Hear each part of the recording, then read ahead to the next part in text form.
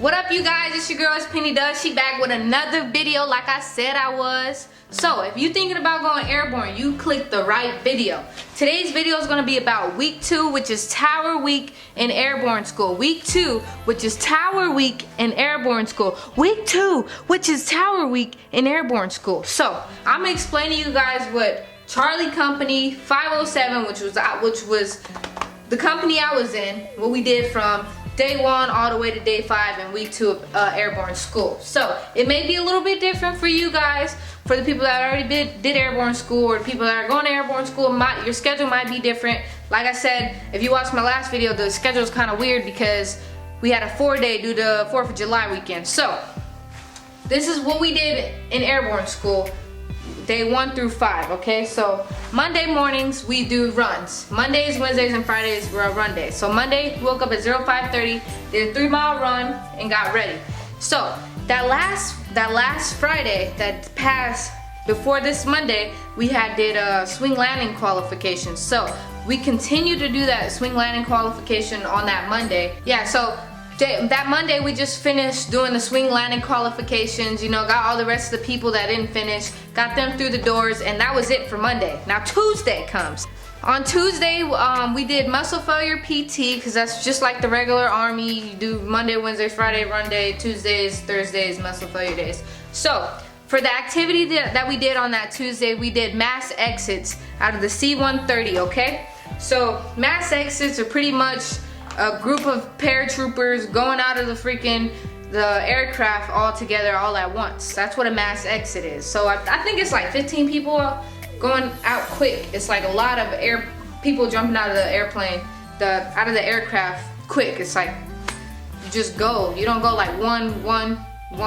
It's one. That makes sense. So we practiced doing mass exits out of the tower.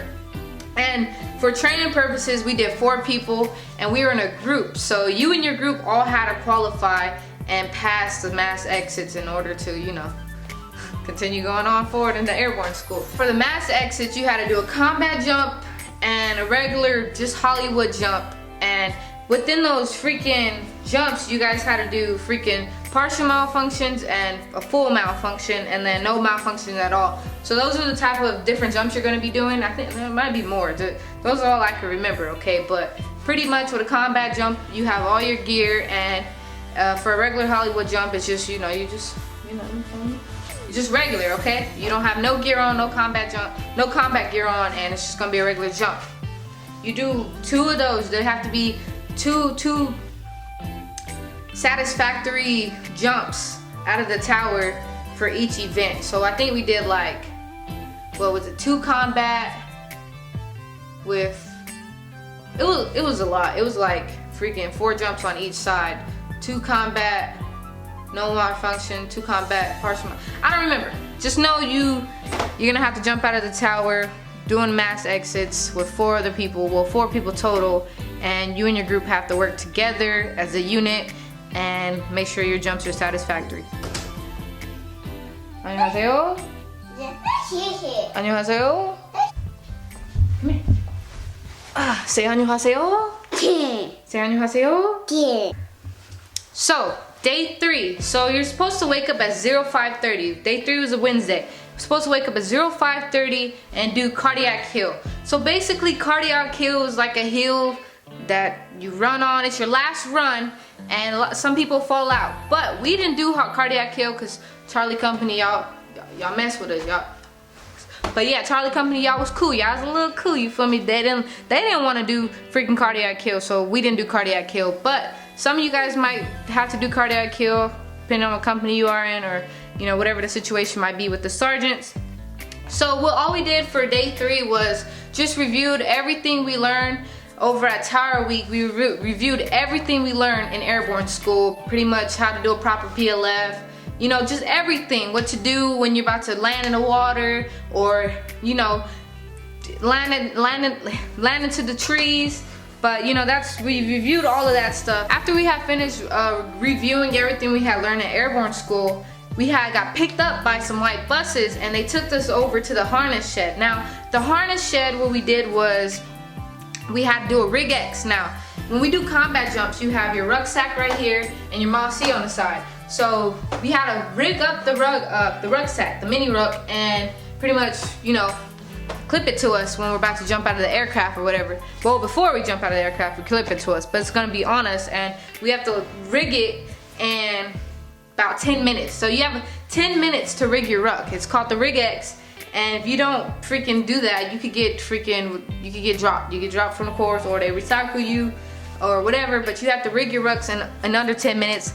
A lot of people did not pass that part because they didn't practice. They tell you to practice over the weekend or the day or whatever time they give you. Just practice, you know, rigging that ruck. After everyone has finished doing the rig X, they're gonna take you over into the harness shed.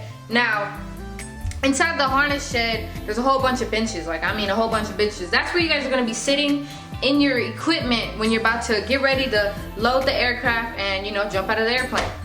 I sat in that harness shed the longest with all my freaking gear on and the combat gear on for 8 hours. It sucked. It freaking sucked because you're not allowed to talk when the freaking jump masters are freaking fixing up your equipment, make sure everything is inspection ready and making sure everything is squared away. You're in there and they're fixing your equipment. Do not touch your equipment because they will drop you. They drop you and recycle you for the littlest thing. So do not touch your equipment. This is me warning you. Do not touch your equipment. Because I watched a guy freaking get recycled because he wanted to touch his equipment after he had, what's the word? JMP, after it was JMPI, which stands for Jump Master Parachute Inspection, I think. I don't know. I'm not 100% positive, but after you get JMPI, do not touch your equipment. Do not touch your equipment. Do not touch your equipment because you can or you will get recycled. Don't touch anything. Don't even scratch your head, they say. Do not touch your face. Just don't touch anything. Just stand there or sit there quietly, and when it's time to jump out of the airplane, then you can touch yourself. But when you're in that harness shed area room, do not touch anything. Oh man, this is the best advice I could give you, so you guys don't get recycled for the stupidest things in the world. Because I swear, they will recycle you for anything. You look at them wrong, they recycling you. So you want to stay in Airborne? You want to stay in the game? Don't do anything stupid. Listen to me.